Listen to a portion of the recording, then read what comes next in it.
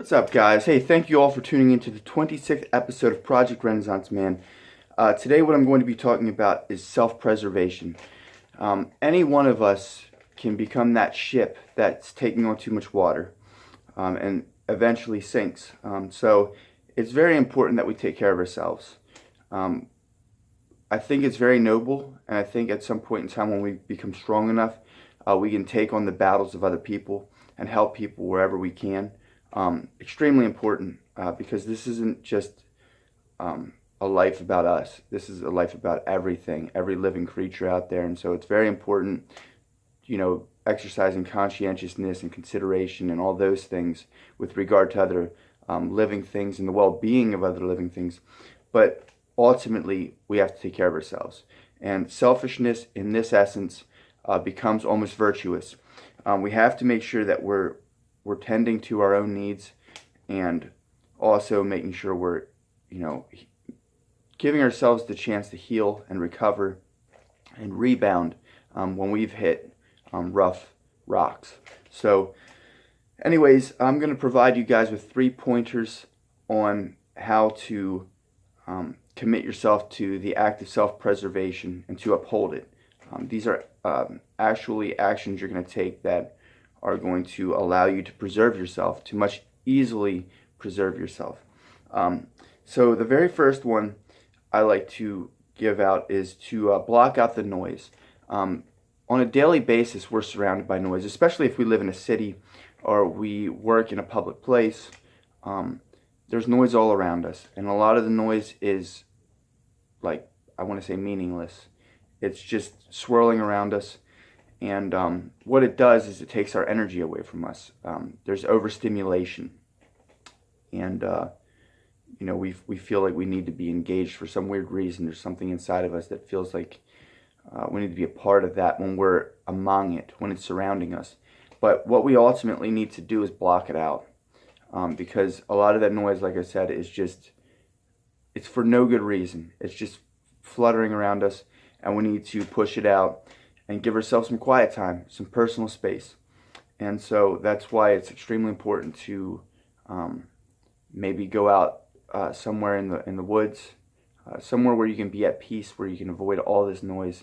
And furthermore, avoid certain places like very rambunctious, chaotic environments such as malls and play places, places where there are going to be a lot of people and a lot of raucous behavior and stuff. So be sure to block out the noise from time to time. Take care of that mind. Protect it. The second pointer I have for you guys is to feel good. Naturally, we're hedonistic. We are pleasure seekers.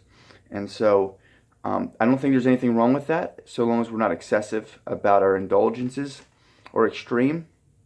And so make sure you're taking care of yourself and feeling good. Feeling good can go a long way. It can refresh you.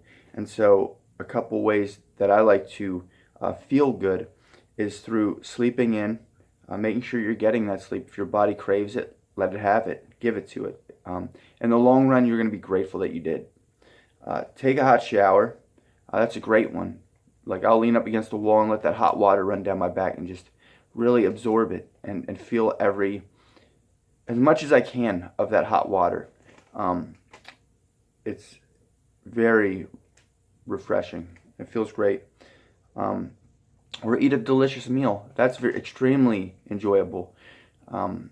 So you can treat yourself. Go out somewhere and get yourself something you really love to eat. The third pointer I have for you guys is to exercise the power of no.